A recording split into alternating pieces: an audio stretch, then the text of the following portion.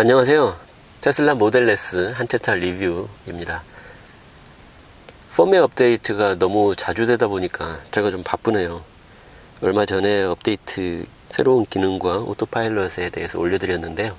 새로운 펌웨어 업데이트가 또 나왔습니다. 자, 이번 업데이트 버전은 2017.44 버전이고요. 새로운 기능이 또 두 가지가 추가되었는데요.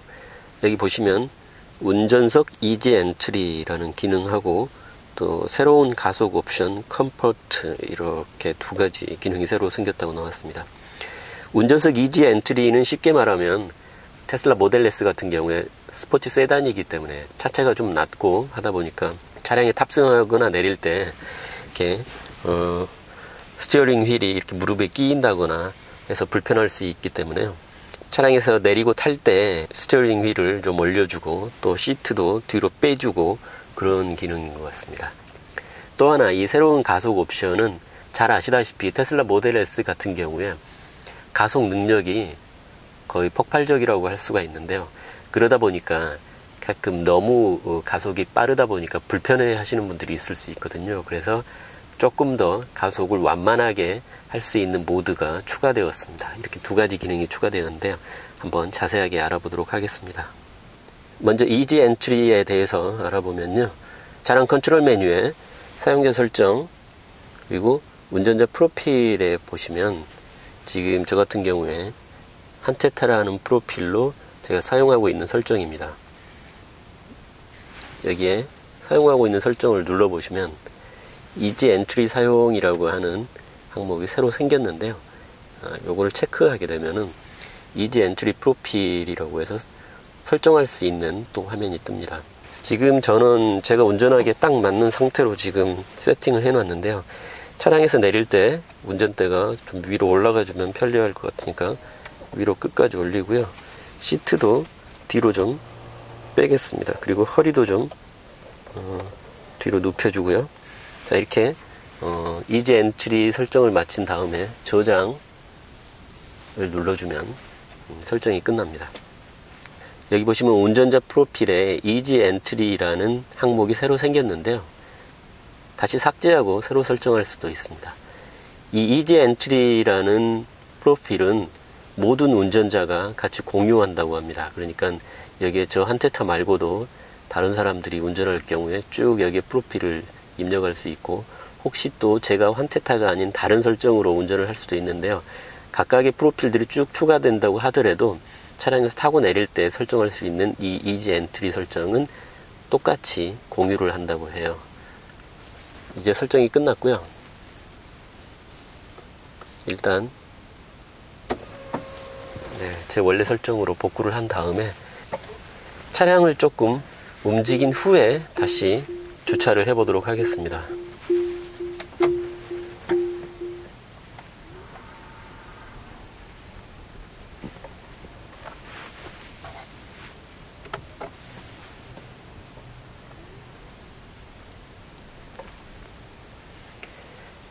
자, 이제 차량 주행이 끝났다고 치고요.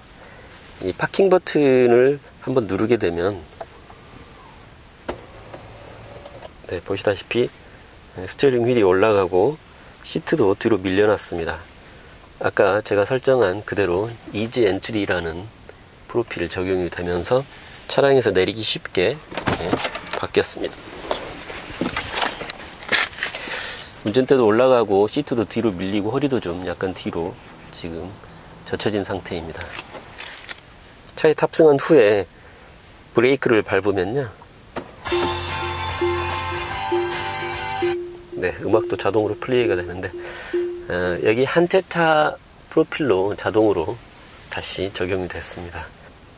그래서 차에서 타고 내릴 때 아주 편리하게 사용할 수 있는 기능인 것 같습니다. 다음은 새로운 가속 옵션에 대해서 알아보겠습니다. 차량 컨트롤 메뉴에 차량 제어의 주행 모드를 보시면 여기에 가속, 컴포트, 표준, 이 메뉴가 새로 생겼습니다. 예전엔 없던 메뉴인데요. 여기에 이제 표준이라고 해 놓으면 원래 가속과 똑같이 가속이 가능한 모드이고요. 컴포트 모드로 바꾸게 되면 좀 더 부드럽게 가속이 되는 걸 제가 확인해 봤습니다.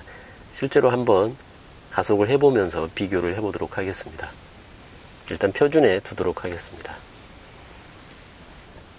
네, 표준에서는 기존과 동일하게 엑셀을 밟자마자 차가 거의 튕겨나가듯이 가속이 잘 되고요.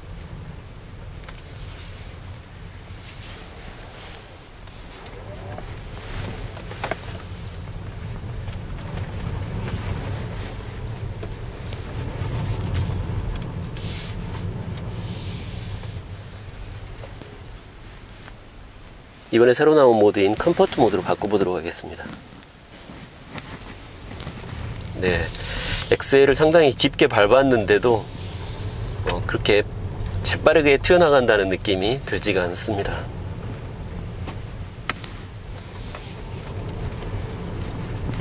네, 표준 모드에 비해서 한 템포 정도 느리게 차량이 반응하는 것 같은 느낌이고요. 제가 지금 도로에 나와 봤는데요. 컴포트 모드로 설정을 해놨을 경우에 보시다시피 속도가 표시되는 숫자 위에 컴포트라고 표시되는 것을 보실 수가 있습니다. 표준 모드에 두게 되면 컴포트라고 나오던 표시가 사라지고요. 그래서 계기판에도 현재 내 가속 모드가 표준인지 컴포트인지를 한눈에 알아볼 수 있도록 이렇게 별도로 표시를 해주는 것 같습니다.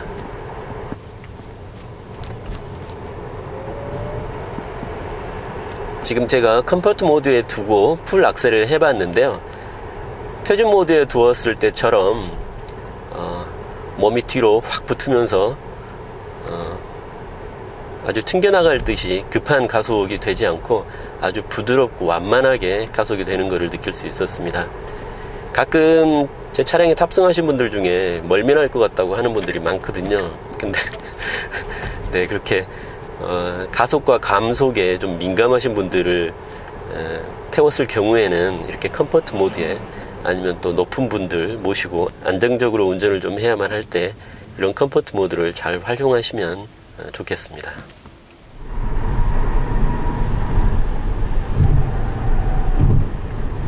네, 지금 고속도로를 주행 중에 있습니다. 오늘 차가 좀 많은데요.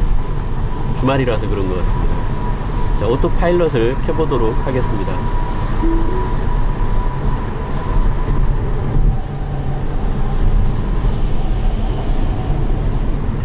펌웨어 업데이트 사항보다도요, 먼저 한 가지 말씀드리고 싶은 게, 지금 현재 그 계기판 화면을 보시면 제가 주행하고 있는 차선이 파란색으로 표시가 되어 있고, 그 양 옆으로 한 개씩 차선, 총 3개의 차선을 인식하고 가고 있는 것을 알 수가 있는데요. 차량 컨트롤 메뉴에서 사용자 설정, 그리고 운전자 보조 장치, 여기에 보시면 자동 차선 변경이 있습니다. 자동 차선 변경을 끄고 켜는 거는 주행 중에도 가능한데요. 자동 차선 변경을 끄게 되면 보시다시피 계기판의 양옆 차선 표시가 사라지게 됩니다. 차선 변경을 할 필요가 없으니까 옆에 차선을 굳이 화면에 띄워줄 필요가 없기 때문에 그런 것 같고요. 그리고 지금 현재 자동 차선 변경을 켰는지 껐는지도 운전자가 쉽게 알 수 있도록 이렇게 구성이 되어 있는 것 같습니다. 다시 자동 차선 변경을 켜보면 양옆에 차선이 인식되어서 나타난다는 것을 알 수 있습니다.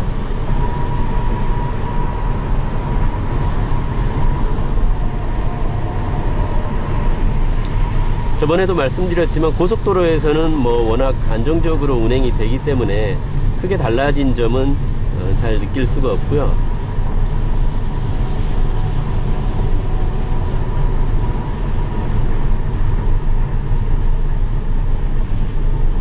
이번 펌웨어 업데이트에서 제가 변경됐다고 느낀 점은 이 핸들에 스티어링 휠에 손을 지금 보시는 것처럼 스티어링 휠을 잡으십시오 라고 경고가 뜨는데요. 1분 정도 지나면 이런 경고가 뜹니다. 이 한 손가락만으로 이렇게 살짝만 건드려줘도 바로 꺼질 정도로 이 스티어링 휠이 사람의 손을 인식하는 정도가 많이 완화된 것 같습니다. 예전에는 방금 같은 경우에 손으로 잡고 힘을 꽤 줘야 손이 핸들 위에 올라온 거를 인식을 했었는데요. 이번에 펌웨어 업데이트 되면서 그런 힘의 정도를 조금 약하게 해도 금방 인식하는 식으로 많이 바뀐 것 같더라고요.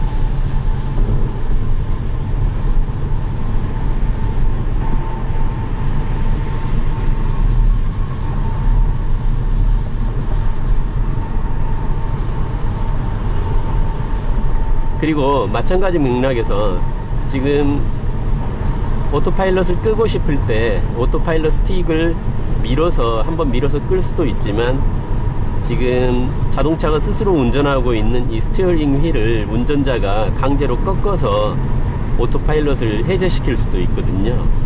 오토파일럿을 핸들을 꺾어서 한번 해제를 시켜 보도록 하겠습니다. 네. 예전에는 이렇게 핸들을 꺾어서 오토파일럿을 해제시키려면 꽤 강한 힘으로 꺾어줘야 됐는데요. 이번에 펌웨어 업데이트가 되면서 이 부분도 힘이 그렇게 세지 않아도 오토파일럿이 해제될 수 있도록 변경이 된 것 같습니다. 살짝만 힘을 줘도 바로 운전자에게 제어권을 넘기는 걸 볼 수가 있습니다.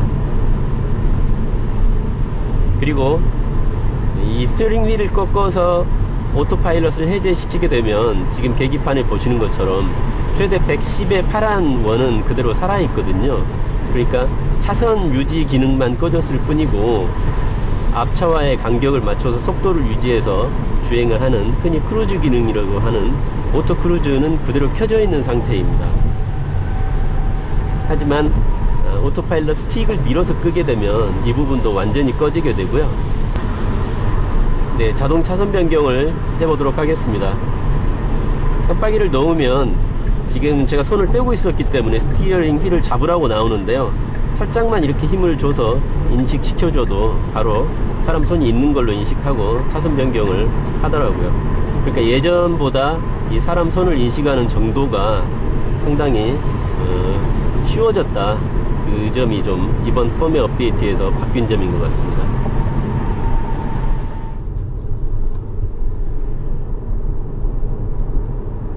자, 이번에는 또 국도인데요. 비교를 위해서 기존에 테스트했던 동일한 도로에서 주행을 해보도록 하겠습니다. 자, 오토파일럿을 켜보도록 하겠습니다.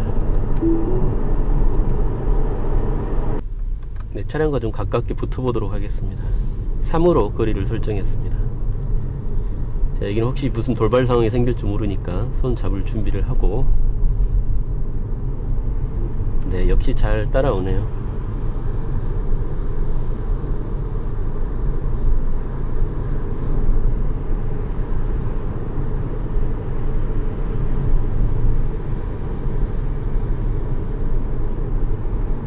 이런 언덕길 같은 경우에 차선 인식하기가 어렵기 때문에 오류를 보이는 경우가 많은데요. 지금 앞차가 빠져나가는 중이기 때문에 감속을 많이 했었고요. 빠져나간 후에 다시 잘 통과했습니다. 언덕 가장 높은 곳에다가 또 교차로라 차선이 끊겨 있고, 방금 같은 경우에 또 돌발 상황으로 앞차마저 오른쪽으로 빠져나가는 상황이었는데도 잘 통과하네요. 네, 지금 발은 브레이크와 엑셀 다 완전 떼고 있습니다. 보시다시피.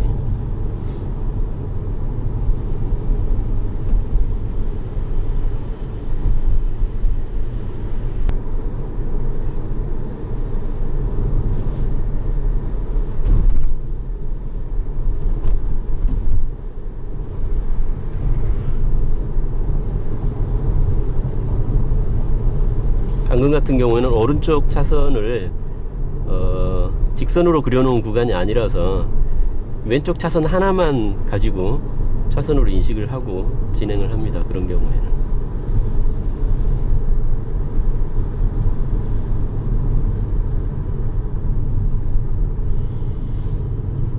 네, 잘 따라가죠?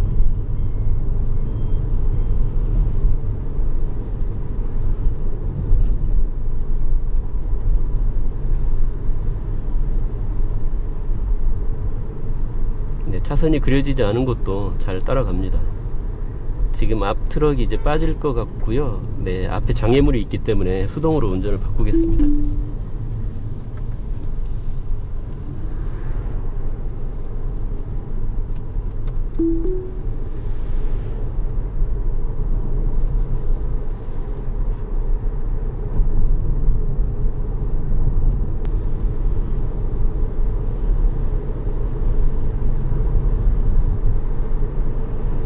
네, 이전 버전보다 차선이라던가 주변 차량을 인식하는 능력이라든가 차선을 인식하는 능력 등도 더 나아진 것 같고요. 특히 또 한 가지 그 가속과 감속이 너무 급하게 이루어져서 좀 오토파일럿을 놨을 때 승차감이 좀 불안한 측면이 있었는데요. 그런 면이 꽤 개선된 것 같습니다.